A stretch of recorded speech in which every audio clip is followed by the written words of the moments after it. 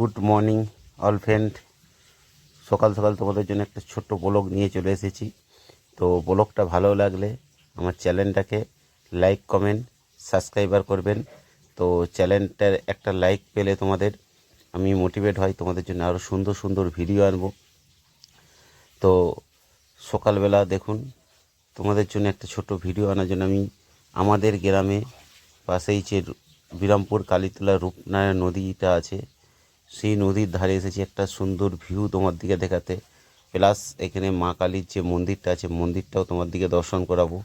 তো এখন তোমরা নদীর ধারটা এনজয় করো, একটা সুন্দর প্রকৃতি।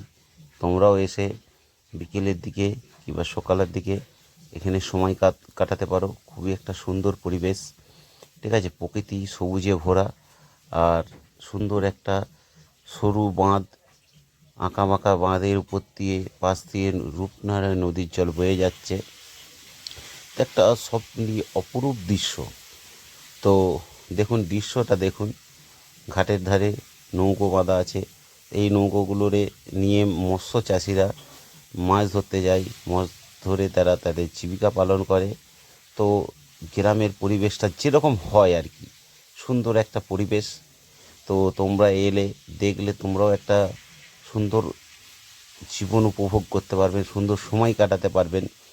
তো দেখুন ভিউটা দেখুন, এটা কত সুন্দর। আর এই যে সাইড দিয়ে যে রাস্তাটা বেরিয়ে যাচ্ছে, এই রাস্তাটা দিয়ে গেলে আমাদের মা কালীর মন্দির দর্শন করতে পারবো। চলো তোমার দিকে মা কালীর মন্দির দর্শনে নিয়ে যাই। আর বন্ধুরা, তোমার দিকে বলেছিলাম আমি মা কালীর মন্দির দেখাবো। তো সামনেই আমি মা কালীর মন্দিরের দর্শনে চলে এসেছি, তোমরাও দেখতে পারো কি সুন্দর একটা বিরামপুর কালীতলায় মা কালীর মন্দির। তো একটা অপূর্ব দৃশ্য মন্দিরটা। তো তোমরা চাইলে এখানে এসে ঘুরে দেখতে পারো। সামনে নদী নালা, নদী দেখেছি, নৌকো দেখেছি, রিসর্ট দেখেছি, রাস্তা দেখেছি, মা কালীর মন্দির। তো সাইডে মা কালীর মন্দিরের সাইডে পার্কটা আছে, পার্কটাও কত সুন্দর। তো পার্কটার ভিতরে, পার্কের ভিতরে আমি আর এখন ঢুকলাম না, অবশ্যই একদিন ঘুরে দেখাবো। সামনে বাচ্চাদের খেলার মাঠ, তো বাচ্চারা বিকেলবেলা এখানে খেলাধুলা করে। একটা অপরূপ দৃশ্য তৈরি হয়েছে সব মিলিয়ে। তো তোমরা এসে ঘুরে দেখতে পারবো। সামনে বাচ্চাদের স্কুল আছে, ঠিক আছে। আর এখন বর্ষার জন্য মাঠে জল জমে গেছে। তো এখানে সে নামগুলো দিয়ে আছে এই মন্দির অবদানে, যাদের যাদের যারা যারা অবদানের ক্ষেত্রে, মন্দির তৈরির ক্ষেত্রে অবদান আছে, তাদের নামগুলো আছে, দেখতে পারো। তো একটা খুব সুন্দর দৃশ্য তোমরা এসে অনুভব করতে পারো। ছোট্ট একটি গ্রাম বিরামপুর কালীতলা।